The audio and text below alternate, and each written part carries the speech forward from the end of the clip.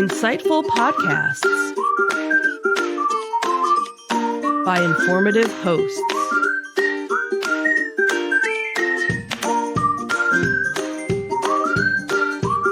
Insights into Things, a podcast network. Welcome to Insights into Technology, a podcast exploring the latest in computers, networking, home automation, mobile computing, and all things technology related. Our hosts will take a deeper dive into the latest and greatest in tech trends and give you the information you need to enable your tech-centric world. This is Insights into Technology, episode 22. No Cyber Command, no Cyber Control. I'm your host, Joseph Whalen, and this is your tech news of the week. Our first article comes to us from Martin Matashak at The Record. Digital détente or security sabotage? Defense Secretary Pete Hegseth has directed U.S. Cyber Command to halt all planning against Russia, including offensive cyber operations. This order, which does not affect the National Security Agency's signals intelligence activities, aligns with the administration's efforts to normalize relations with Moscow following its 2022 invasion of Ukraine. The duration of this directive remains uncertain, with Cyber Command instructed to assess ongoing missions and potential threats emanating from Russia. This strategic shift may have significant implications for the cybersecurity landscape affecting commercial and enterprise sectors. By pausing offensive cyber operations against a major cyber adversary, there could be an increased risk of cyber threats targeting critical infrastructure, financial systems, and corporate networks. Organizations need to bolster the defensive measures, reassess risk management strategies, and enhance threat intelligence capabilities to mitigate potential escalations in cyber attacks. With U.S. Cyber Command standing down on offensive operations, could Russian cyber actors become more emboldened to target U.S. businesses? Well, the absence of offensive cyber deterrence could encourage Russian state-sponsored and criminal cyber groups to ramp up attacks on U.S. businesses. Historically, adversaries test boundaries when they perceive a reduction in defensive or retaliatory actions. Russian-linked groups such as APT-29 or Cozy Bear and APT-28 or Fancy Bear have previously targeted U.S. government agencies, financial institutions, and infrastructure. So what should businesses do in this case? With Cyber Command being largely taken out of the picture at this point in time, I think there's an overall loss of vision of what Cyber Command does and the role they play, not just in protecting the federal government systems, but also commercial and enterprise systems in the country. With the absence of U.S. Cyber Command's role in this, you're going to want to secure your own organization. You're going to want to subscribe to cybersecurity threat intelligence feeds to monitor emerging threats. A couple of the ones that I recommend are Alien Vault's Open Threat Exchange, CISA's Automated Indicator Sharing, or AIS. US CERT puts out a list as well, as does Dark Tracer. So these are some resources that you might find helpful in at least being aware of the threats out there and how you can mitigate some of them. You also want to implement zero trust security models, which if you haven't done so already, you probably should do. Even with Cyber Command in play, it's worthwhile going zero trust. This ensures strict identity verification and least privileged access to anyone inside your network. Obviously, patching. We talk about this and we harp on this all the time. Keep your software and systems up to date to reduce vulnerabilities. Training is another one that we harp on a lot. A lot of our Mitigation strategies rely on educated users. So educate your employees on the latest phishing, social engineering, and advanced persistent threats, how to spot them, what to do when they think they might have spotted one.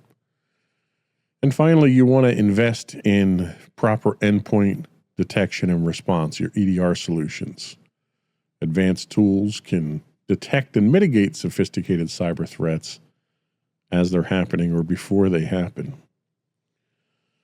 So what's going to happen with the resources that Cyber Command currently has? Because as far as I know, I haven't seen anything yet, but they've not fallen victim to the purge of Doge at this point in time.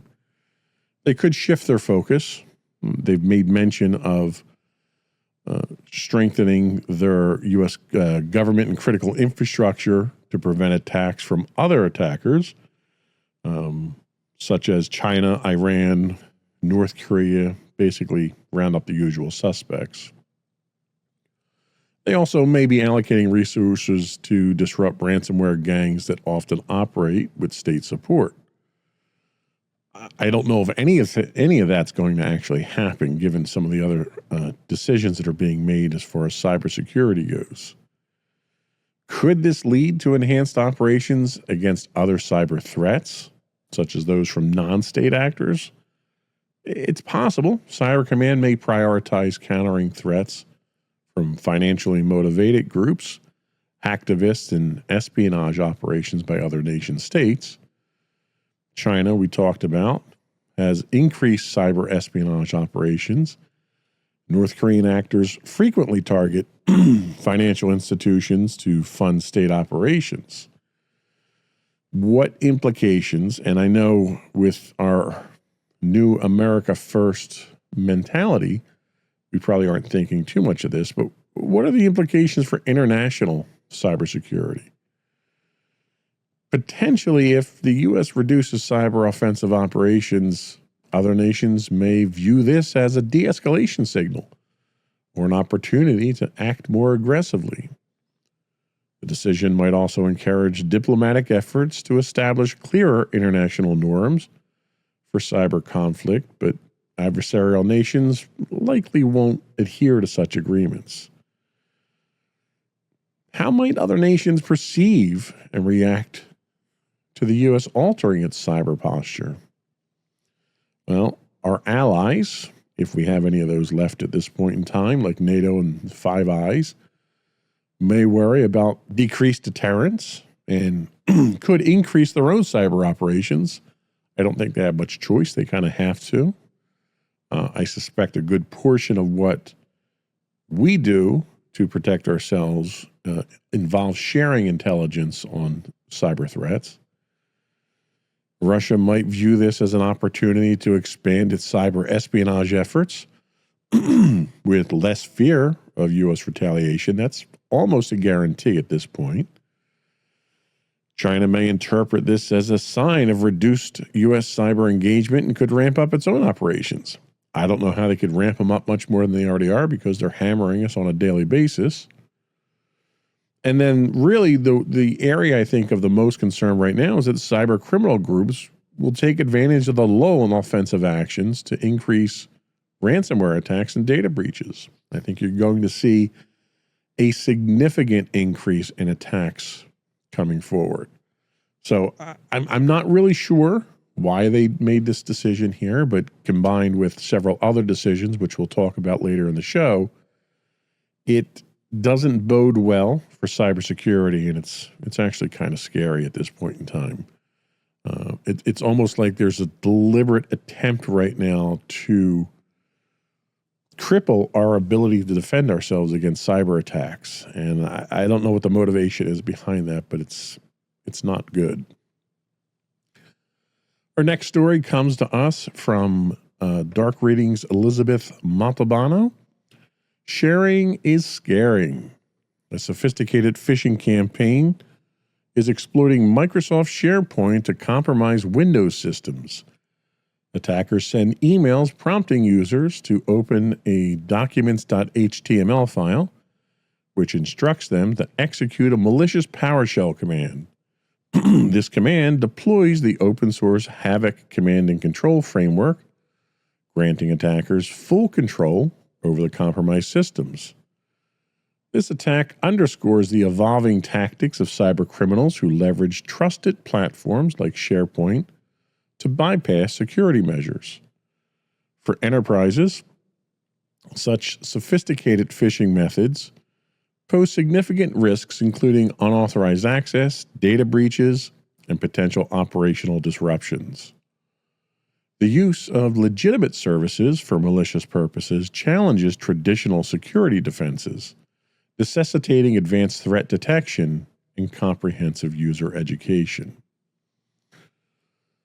By embedding malicious content within legitimate services, attackers exploit the inherent trust that's in those services, making it difficult for standard security protocols to detect and block such threats.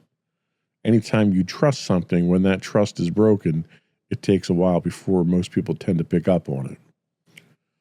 Requiring users to execute commands circumvents automated security measures, placing the onus on individuals who may not recognize the threat, thereby increasing the attack success rate.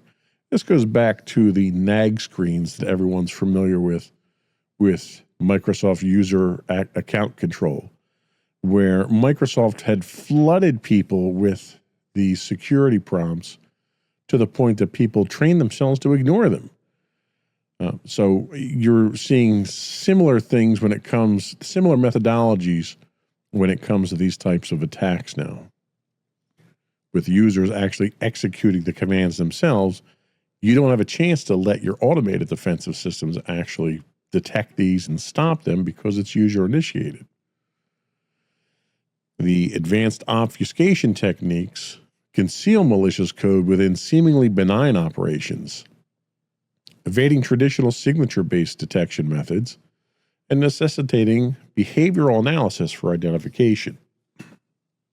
The one advantage we have right now, or maybe the silver lining in all of this, is that current security systems and security infrastructures that are implementing artificial intelligence as part of its defense mechanisms they're very capable of detecting these types of attacks and mitigating them, where traditional security, where we're using signature-based, obviously they're not performing very well with these threats.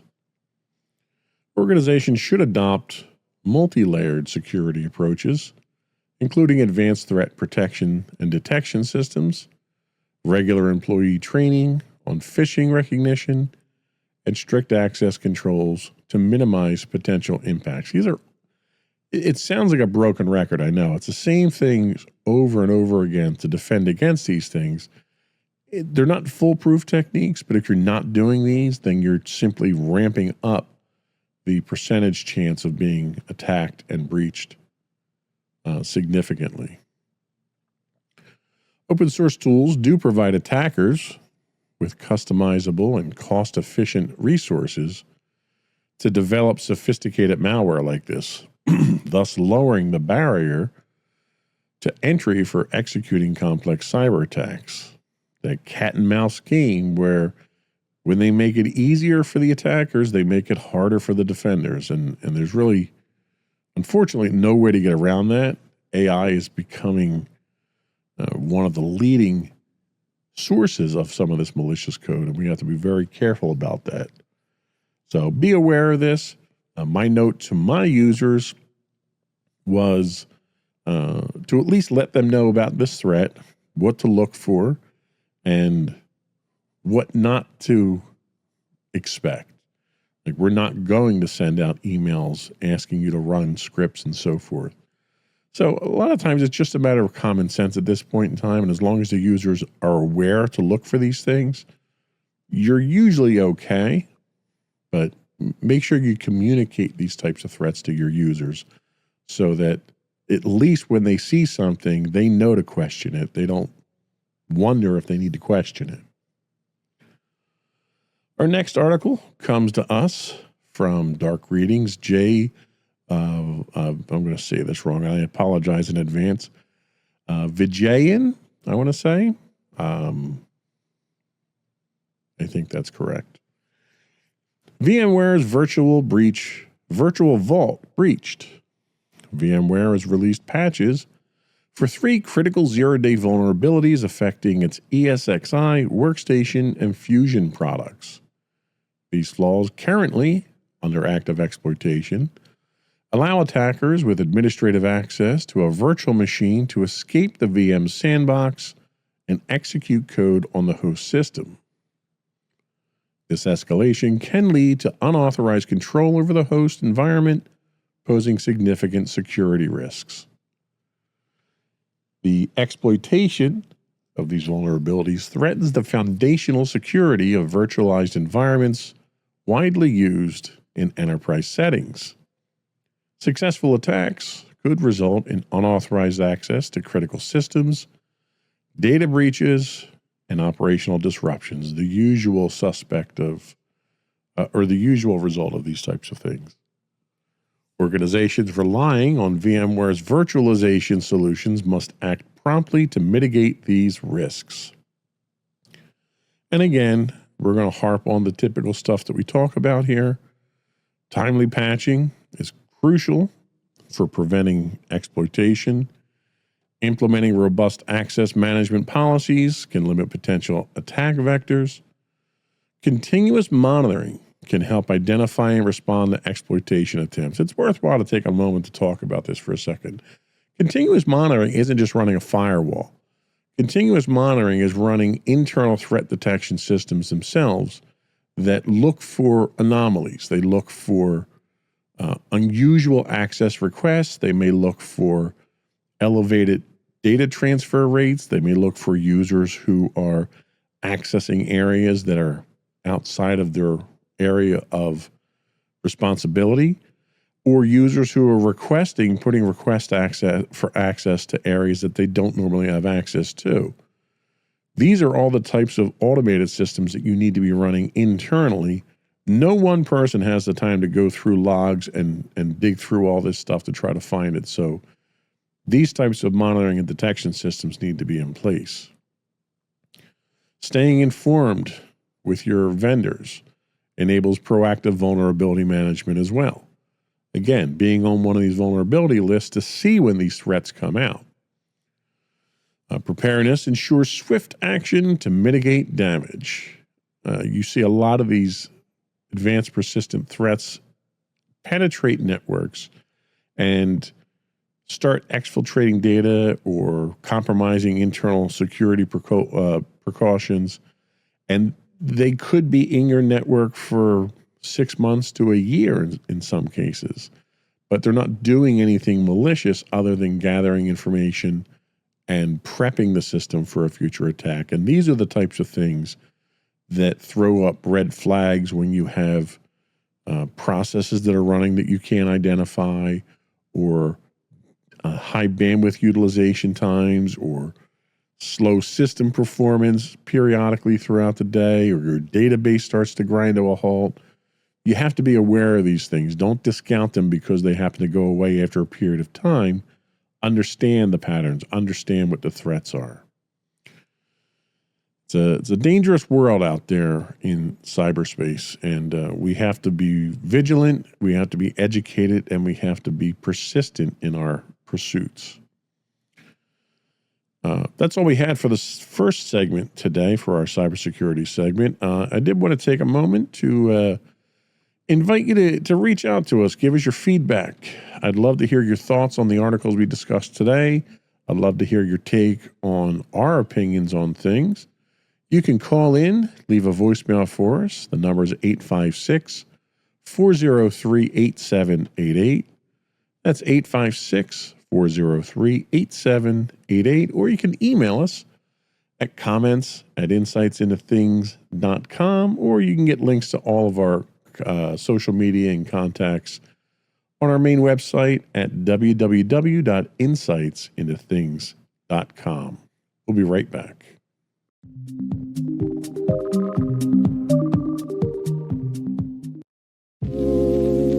Are you tired of your favorite gaming podcast finishing with a play? Oh, no! Well, check out No Credits Rolled, where we play the games but rarely finish them. How's it going, folks? I'm Sam Whalen, your friendly host at No Credits Rolled, the ultimate gaming podcast, where we dish out the latest scoops and reviews on all your beloved video games. Hey, listen! Not only that, but we spice things up with some guest interviews and even give you, yes you, a chance to have your say. Tune in every other week for a fresh dose of No Credits Rolled, available on all major podcast platforms, and hit us up on social media at No Credits Rolled. So why wait? Let's dive into the gaming world together, where finishing games is optional, but the fun is guaranteed.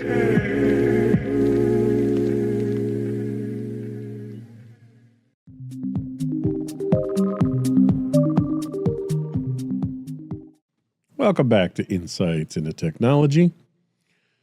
Our next story comes to us from Sergio Gatlin at Bleeping Computer, who tells us the end of the line for Skype is near.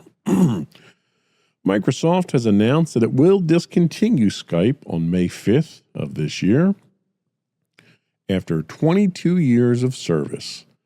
The company is encouraging users to transition to Microsoft Teams, which offers similar functionalities, along with additional features like calendar management and meeting hosting. Existing Skype users can migrate their contacts and chat histories to Teams using their current Skype credentials. The shift from Skype to Microsoft Teams reflects Microsoft's strategy to consolidate its communication platforms, aiming to provide a unified solution for both personal and professional use. For businesses, this transition offers an opportunity to integrate various collaboration tools into a single platform, potentially enhancing productivity and streamlining workflows. However, organizations currently relying on Skype may need to plan and execute the migration to Teams carefully to ensure continuity and address any training needs associated with the new platform. I have to say I'm kind of sad to see this go. I've been a Skype user from practically day one before Microsoft acquired it. It was an excellent service for long-distance communication before social media exploded. I used to use it for long-distance phone calls at the time because the rates were so much cheaper. I even had a subscription to it, and I was just notified by Microsoft very politely that the 18 cents of credit that I still had on the account has been revoked or lost or whatever because I haven't used it in 90 days or something like that. But I was a long-time user of it. So how can businesses effectively migrate from Skype to Teams? Well, organizations should develop a detailed migration plan with timelines, data transfer procedures, and employee training programs. Pretty much anytime you're migrating any platform over. Using Microsoft's migration tools and resources can facilitate a smooth transition. Now, caveat, I've not tried their transition tools yet. One of the things that I have traditionally found is that transition tools in situations like this rarely work 100% as advertised.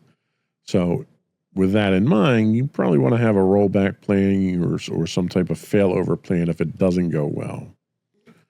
So what additional features does Teams offer compared to Skype, and how can enterprises leverage them? Microsoft is selling this transition with the notion that they're providing you more services, and Teams does. Teams provides integrated collaboration tools such as file sharing, project management, and application integration, which can enhance team productivity and communication efficiency. We recently started the transition to Teams at my organization. Most of our functionality is reserved or restricted or handled, I should say, by an internal SharePoint server, which Teams is also looking to supplement and replace that as well. So the transition for us, it's awkward. The Teams interface isn't the most intuitive, but it's also fairly user-friendly. It takes just a little bit of a learning curve to get used to.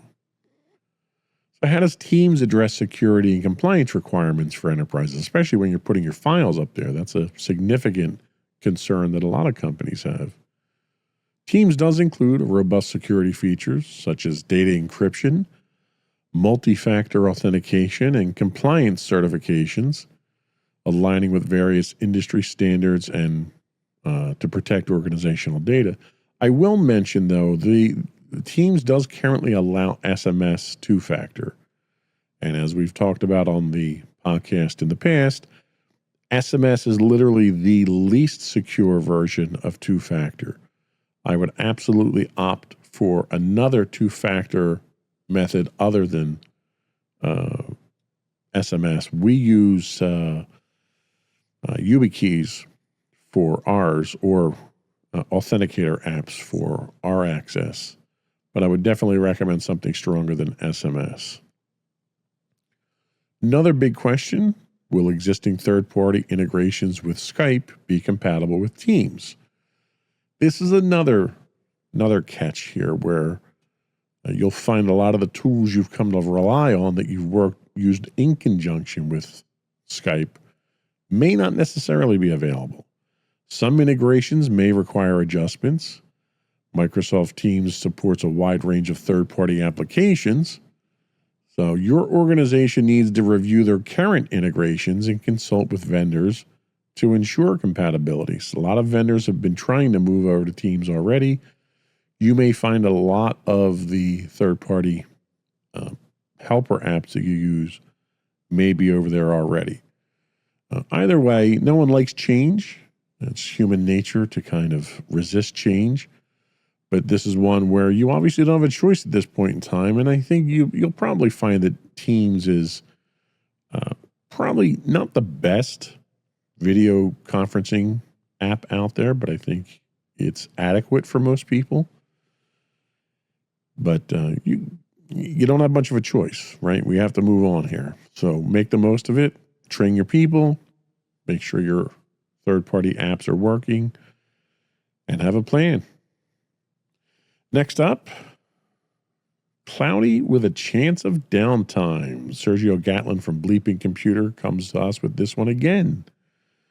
On March 3rd, 2025, Microsoft experienced a significant outage affecting its Microsoft 365 services, notably disrupting Teams functionality and causing widespread call failures. Now, you take this with the last article and you wonder, okay, why am I moving the Teams if they can't keep it up and running? That's a valid question. Microsoft's had several outages in the last few months that have a lot of people scratching their heads. Users reported issues with authentication across multiple services, including Outlook, OneDrive, and Exchange. Microsoft acknowledged the problem, stating, quote, users may not be able to receive calls placed through Microsoft Teams, provisioned auto attendance, and call queues, unquote, and initiated an investigation to identify the root cause. This outage highlights the vulnerabilities inherent in relying on cloud-based communication platforms. Having recently started a transition to a more cloud-centric environment at my facility, I can totally understand the skepticism here because it's very disheartening to move over to a large cloud environment like Microsoft, only to find that you're having consistent outage problems. And unfortunately, Microsoft is a big, giant target. They've got a target on their back. Most of the malicious actors out there are going after Microsoft, one, because Microsoft is notoriously insecure with how they do things. And two, they've got a massive customer base, so they're ripe for the picking now. For businesses, such disruptions can lead to operational inefficiencies, decreased productivity, and potential financial losses. The incident underscores the necessity for robust contingency planning and diversified communication strategies to mitigate the impact of unforeseen service disruptions. So what led to the authentication token failures that caused this outage? The outage, according to Microsoft, was attributed to, quote, problematic code change, unquote, in Microsoft's authentication system, leading to widespread service disruptions, which again is alarming.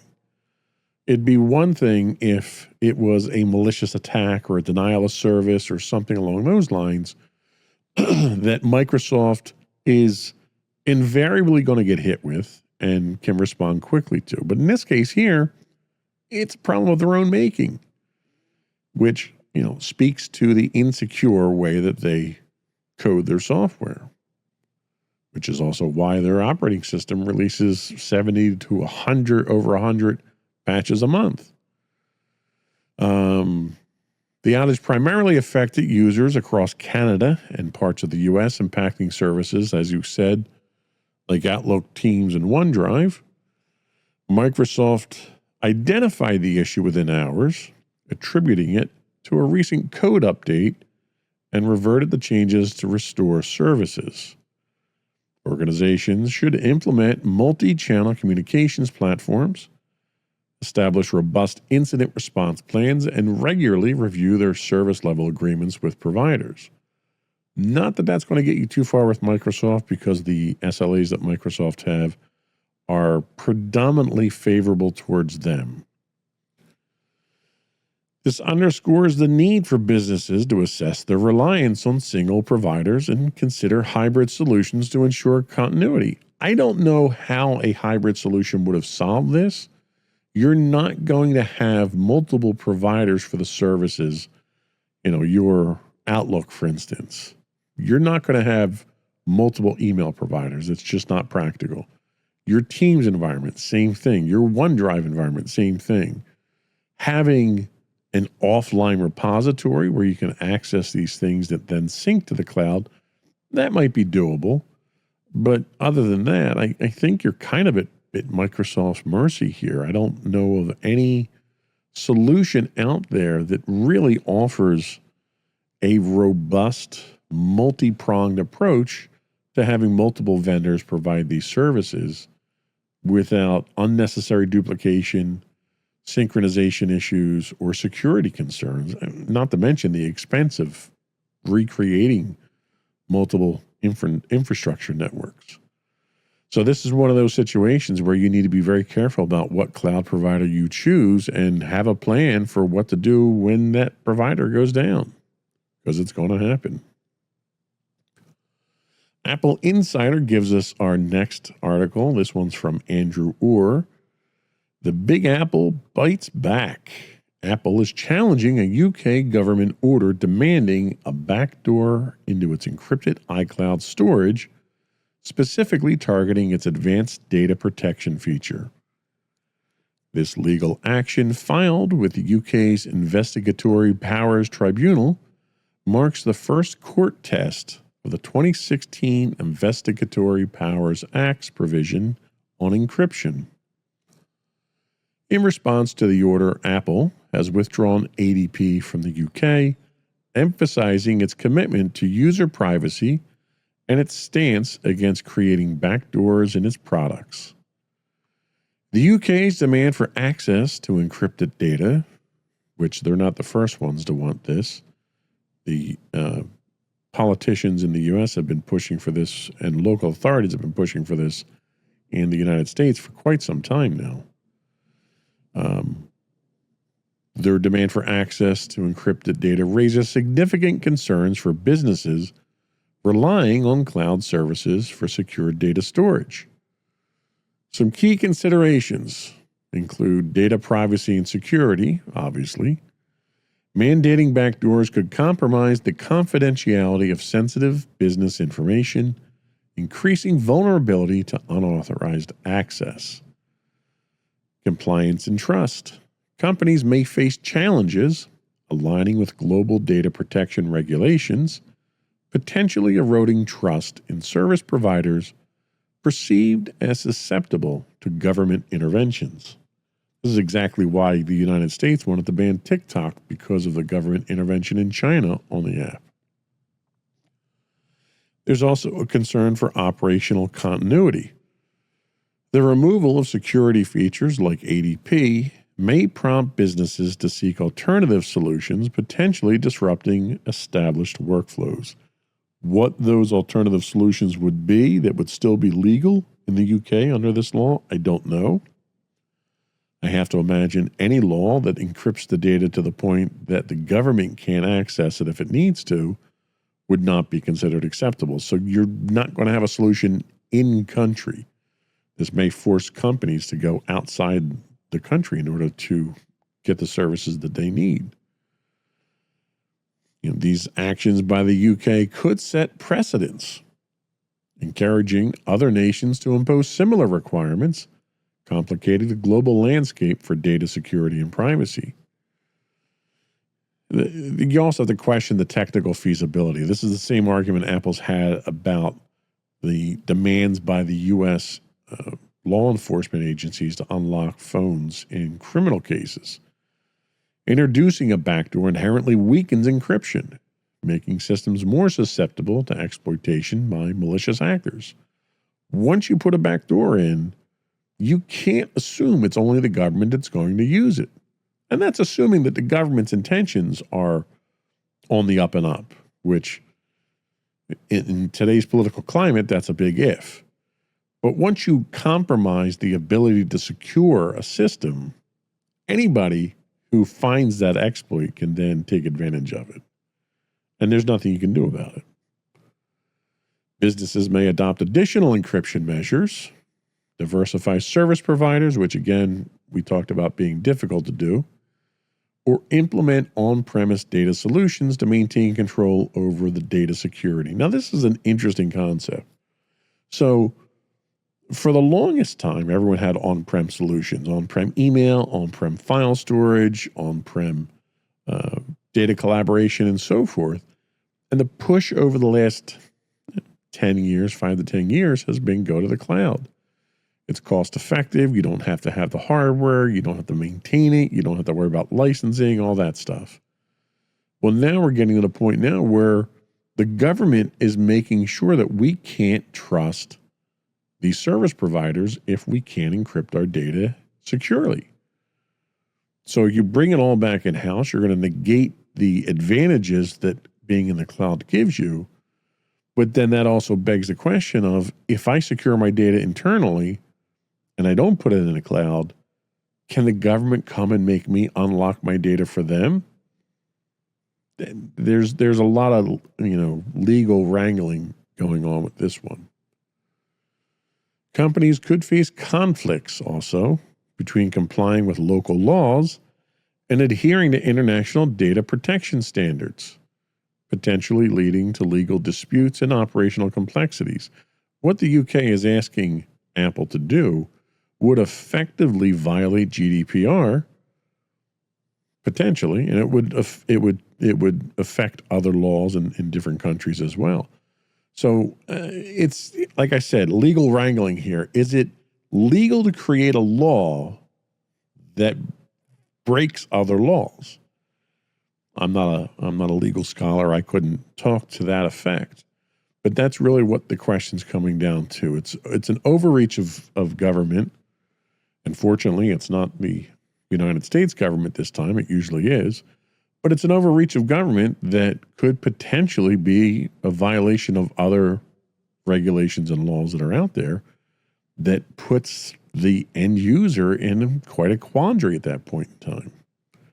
So we'll have to watch this one and see where it goes. I mean, Apple's first approach was, we're just not going to offer the service anymore.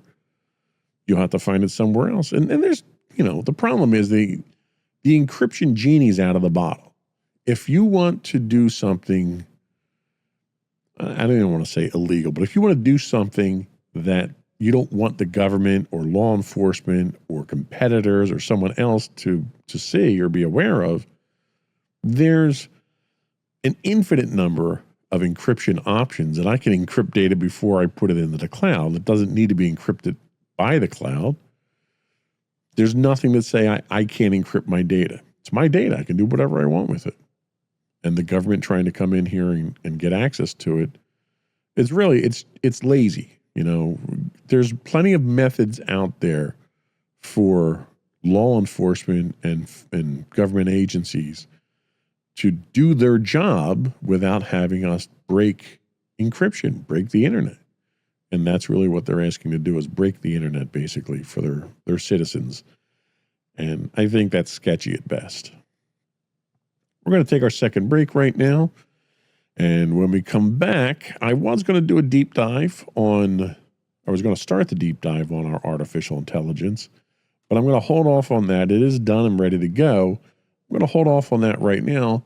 I think there are a number of issues, number of concerning things that came up in the news lately that I'm trying to wrap my head around, and I want to throw it out there for the audience.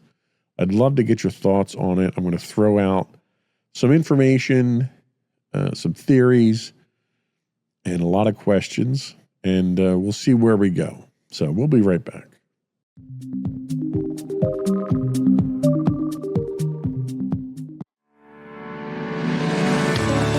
Insights into Entertainment, a podcast series taking a deeper look into entertainment and media.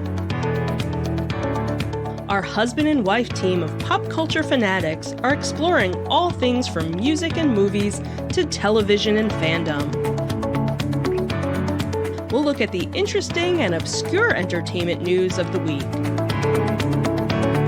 We'll talk about theme park and pop culture news. We'll give you the latest and greatest on pop culture conventions. We'll give you a deep dive into Disney, Star Wars, and much more. Check out our video episodes at youtube.com/insightsintothings. Our audio episodes at podcast.insightsintoentertainment.com, or check us out on the web at insightsintothings.com.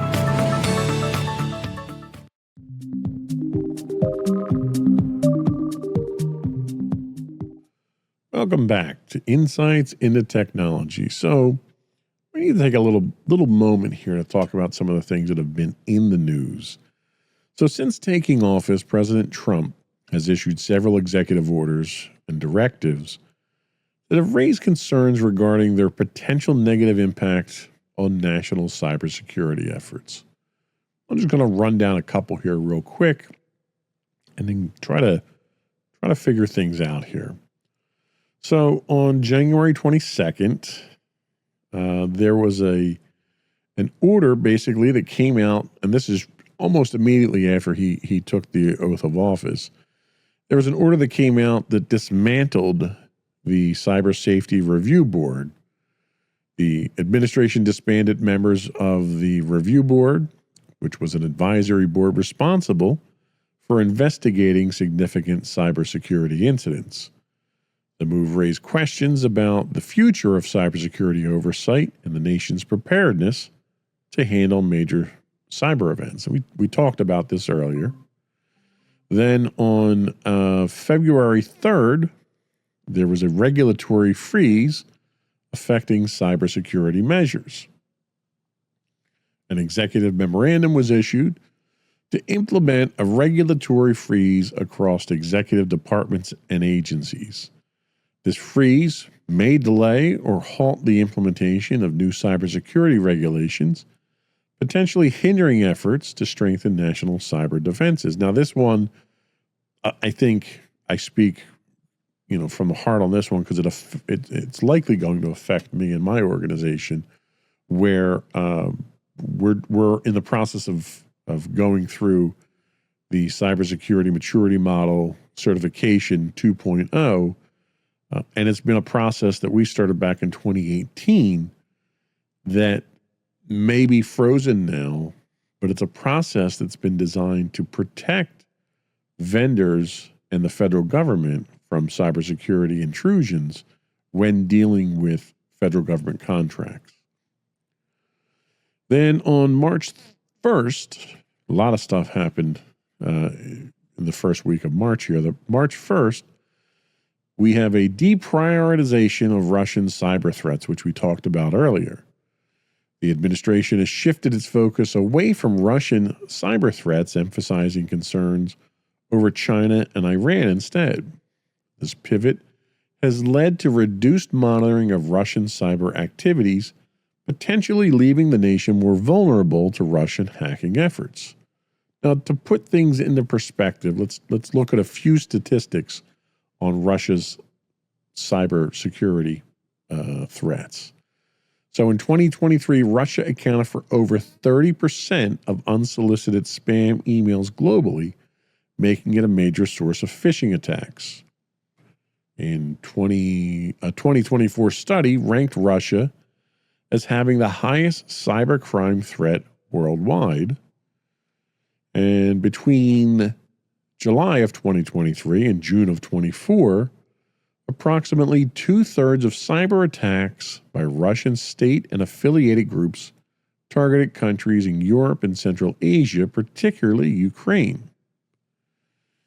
And then Germany reported that 39% of companies that experienced cyber attacks in the past year attributed at least one attack to Russia, highlighting the country's role in cyber threats against businesses. So clearly, Russia has proven itself to be a clear and present danger to this country. They've shown no signs of reducing that threat. They've shown no signs of changing their tactics, being less aggressive. They're a clear and present danger. The data points here underscores Russia's prominent role in global cyber threat activities, affecting both government and private sectors. Then we have on March 4th, suspension of offensive cyber operations against Russia. In an effort to improve diplomatic relations with Russia, the administration ordered U.S. Cyber Command to halt offensive cyber operations targeting Russian entities. Critics argue the pause could embolden Russian cyber actors and diminish the U.S.'s proactive cybersecurity stance. And then on March 5th, we see a reduction in cybersecurity workforce. The Department of Government Efficiency initiated significant layoffs within federal agencies, notably affecting the Cybersecurity Infrastructure Security Agency, CISA.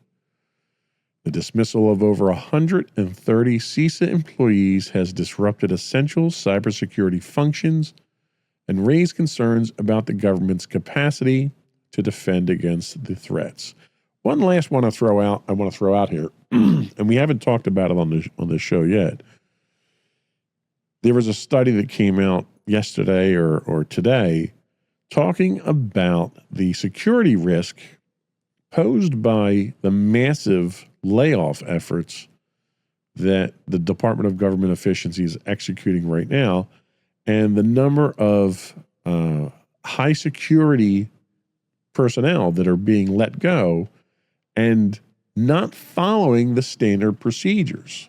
Typically, when you let someone with a top secret or a secret security clearance go, there is a debriefing that they have, an exit interview, you could say. And in that exit interview, they're informed of what they can and can't do. They're reminded of the NDAs and security precautions that they have to take. Nobody's taking any of those. And there's already been reports that foreign adversaries are attempting to recruit these U.S. government officials that have been laid off. So there's a massive, massive threat right now, security threat from these layoffs of brain drain. First of all, you don't have people that are doing their jobs to defend the country. And the people that are being let go are potentially disgruntled employees that are being approached by foreign agents to pose an even bigger threat. So it makes me stop and wonder why we're doing this. It's basically a perfect storm for increased cyber risks. The policy decisions have collectively weakened U.S. cybersecurity by reducing oversight, limiting regulatory advancements, deprioritizing key threats, and shrinking the workforce responsible for national cyber defense.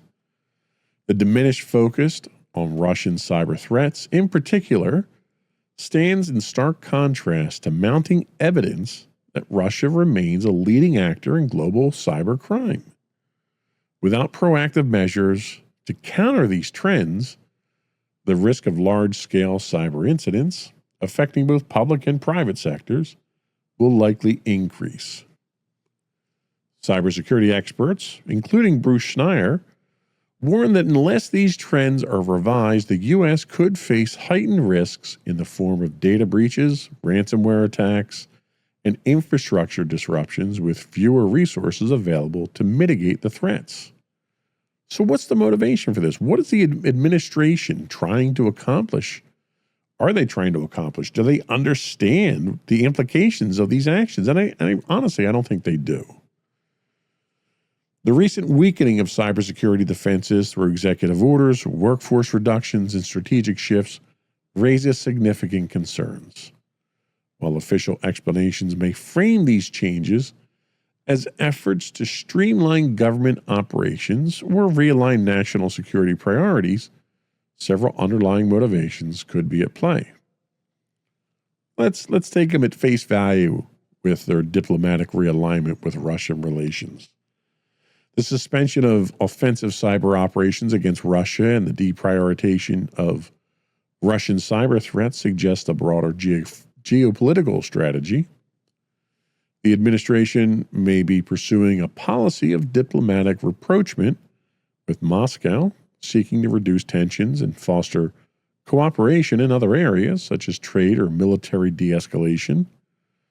However, this approach could come at the cost of allowing Russian cyber actors more freedom to operate against U.S. interests. Is it worth the cost, is the question there. The administration sees offensive cyber operations as an obstacle to improving U.S.-Russian relations and believes that scaling them back will encourage diplomatic engagement. I don't disagree with that. However, I don't necessarily think that improved relations with Russia is in our best interest at this time. The policy shift may be interpreted as a sign of weakness, leading to increased Russian cyber aggression rather than de-escalation. And I think that's where this is going to go. We're going to get burned by this well before we reap any benefits from it. The other angle of this is the austerity approach, the government downsizing. The layoff of 130 CISA employees and the disbanding of the Cyber Safety Review Board align with broader efforts by DOGE to reduce the size and scope of federal agencies. But then you have to wonder, maybe those agencies need to exist in that capacity for some reason, and protecting us is a pretty good reason. The cuts could be driven by a belief that private sector cybersecurity firms and decentralized corporate responsibility should play a larger role in national cybersecurity defense. Coming from the business world, you would think somebody like a Donald Trump or an Elon Musk would understand the value of the federal government providing the level of intelligence and oversight in cybersecurity. Being a tech guy, you would think Musk would understand that. But clearly he's got a different motivation in mind at this point. The administration believes that cybersecurity should be more privatized. They've not been shy about that at all, shifting responsibility to corporations and state governments. But you can't have the same level of service or of protection when you go that route. And I think there's a fundamental lack of understanding of that limitation. Weakening federal cybersecurity resources may leave critical infrastructure, including utilities, transportation, and financial networks, more vulnerable to attacks. There's also the idea of deregulation and anti-bureaucratic policies. I'm sorry, I can't believe any politician when they talk about that. What they really mean is anti-opposite party bureaucracies is what they're talking about there. There's also this talk of a strategic shift towards China and Iran. Well, unfortunately, you don't get to pick the people that you defend yourself against when a lot of people are attacking you. You need to defend against all of them, and Russia is not going to stop attacking us. Yes, China's a threat, and yes, Iran and North Korea are threats. But ignoring Russian cyber activities will backfire, as cyber criminal groups and state-sponsored hackers may see this as an opportunity to escalate their attacks without fear of retaliation. What it probably really boils down to, and again, this is just my opinion, leave a note in the comments or drop a voicemail on me here and tell me I'm wrong, but it's political and it's an ideological thing. Given the history of Russian election interference and cyber influence campaigns, some critics argue the administration's stance on cybersecurity could be politically motivated. Not that I'd ever accuse a politician of being politically motivated and not putting the country's best interest at heart, but by deprioritizing Russian cyber threats, the administration may be seeking to downplay concerns about foreign influence operations that have previously benefited certain political factions. The administration may wish to avoid policies that could strain political alliances or draw attention to the past cyber-related controversies, and that's a possibility. This could erode public trust, and I can almost guarantee it will, in national security leadership and raise concerns about the politicalization of cybersecurity policy. In general, it's a risky strategy, and it has long-term consequences, and I don't think those consequences have been fully vetted by the administration. Regardless of the motivations, the cumulative effect of these policies is a weaker national cybersecurity posture at a time when cyber threats are increasing. While the administration may view these decisions as strategic, they carry significant risks, including emboldening adversaries, exposing critical infrastructure, and reducing the nation's ability to respond to emerging cyber threats. The fear that I have here, and you can claim that I'm alarmist because of it, but the fear that I have here is we're letting our guard down. We're at war with these nations from a cybersecurity standpoint, and we're literally pulling our troops off the front line here that are fighting this war for no good reason, and we're exposing ourselves. And that exposure will increase exponentially the likelihood of advanced persistent threats penetrating our military, our government, our infrastructure, so that should there be a shooting war, Donald Trump had an interview with Zelensky just the other day where he'd raised concerns about provoking World War III. Should that happen under these current circumstances, Russia could literally click a button and shut down our infrastructure, shut down our satellites, shut down our electrical grid, shut down our water system, shut down our sewer system, shut down pipelines with oil and natural gas. If we allow them this foothold in the door, they don't need to attack us. We're surrendering to them already. We're literally giving them everything that they need at this point in time by not pursuing cybersecurity measures against them. I think it's reckless. I think it's dangerous. And I think it's ultimately going to backfire in the end. Anyway, I think that's it for preaching today. Before we do go, I want to do a quick round of shout outs. We did something right. I don't know what we did, but we had a huge influx of followers on Twitch in the last few days. I don't know if we hit the right search engine at the right time, but I would love to figure out what we did so we can keep up the good work. Because of that, I can't possibly shout out to everybody here, so I'm going to shout out to the 10, the most recent 10 that followed. Here we go. Ready? Here's the rundown. Big thank you to Jackson, Jackson RESUCB. Big shout out to Fresh JHLC, KJack P3AP, Baseball GNNM, Elwood NEC, Sherman UT2Key, Sherman UT 2Q, the 1GBXTK, Clinton 94I5, and Dark Side FUSI. So thank you to everyone who followed us, and I wish I could shout out to everybody. Unfortunately, I'd be here all day because we had a lot of people follow us, but thank you to those who did. I would encourage you and all of our users to follow us. We do stream 5 days on Twitch. Technically, we stream 7 days, but I only target 5 days a week on Twitch. If you're an Amazon Prime subscriber, you get a free Twitch Prime subscription. I'd love it if you threw that our way. It helps us keep the lights on. You can also find us, call in. Actually, I would prefer that. I'd love to get some people voicemails on the air. You can call in to 856-403-8788. That's 856-403-8788. You can email us at comments@insightsintothings.com. Give us your opinion. What do you think of the news articles that we're talking about? What do you think of our take on them and our opinions and suggestions? I'd love to hear your thoughts on that. Tell me I'm wrong.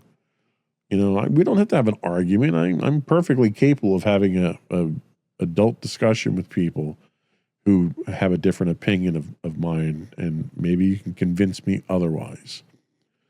High-res versions of our videos can be found on YouTube at youtube.com/insightsintothings, where you can find all that and more on our official website at www.insightsintothings.com. That's it. Another one in the books.